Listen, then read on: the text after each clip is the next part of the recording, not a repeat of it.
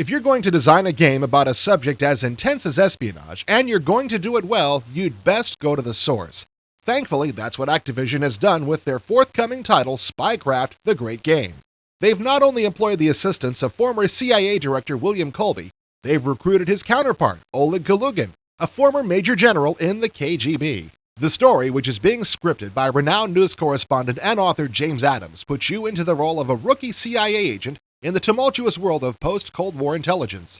From the beginning, the game was intended to emphasize a realistic view of the contemporary setting and intelligence activities conducted therein. Events that take place in the game are the sort that you could be reading about in Time magazine next week.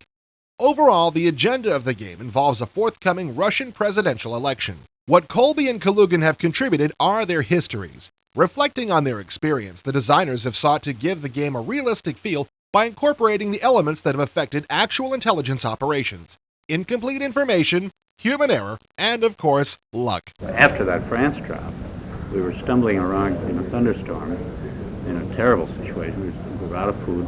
We were still 10, 15 miles away from where we were headed. And we heard some voices up there. So we tried to listen and see what language they spoke. Couldn't really tell. And the lightning flashes would show you territory. Here they went into a small little hut way out by itself, nowhere. And so we figured, well, we're in France, the chances are they're French, and it'd be reasonable. So the three of us there were three, two French and myself. We got up to the door and knocked on the door. Everything stilled inside. And the fellow finally came to the door and said, "Who is it?" "TA." And my friend, he was chosen to speak because his French was better than mine. En français, a Frenchman. That didn't seem terribly revealing. Nonetheless, after another pause, the door opened a little bit. My friend went in, and two others of us stayed out, ready to go in and rescue him if we had to. They came back about 3 or 4 minutes later. Says, "Okay, Bill, come on in." And we had stumbled on to 3 guys who had gone to that isolated hut in order to crank up their radio to be in touch with London. The game will require you to lead small, covert military operations such as commando raids and search and rescue. It will also involve some, shall we say, less intense forms of intelligence gathering. These range from forensic analysis of a bullet's trajectory to investigating someone's financial habits. Many of these will have the look and feel of traditional adventure game puzzles, so hardcore adventure gamers shouldn't feel left out. Much of the action in Spycraft is reproduced in video. The developers conducted a 19-day shoot which involved 60 crew members and 40 sets.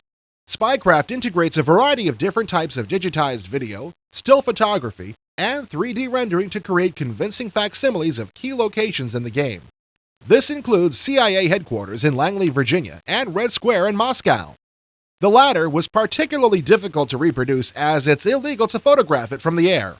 Activision artists painstakingly reconstructed the site from available photographs in order to render it in 3D. Although we haven't yet been cleared for some of the more intimate details of Spycraft, such as specific information about its plot, it seems evident upon even the most casual appraisal that it will likely be the first spy game which bears any resemblance to true espionage. Spycraft will be available for Windows 95 in early 1996.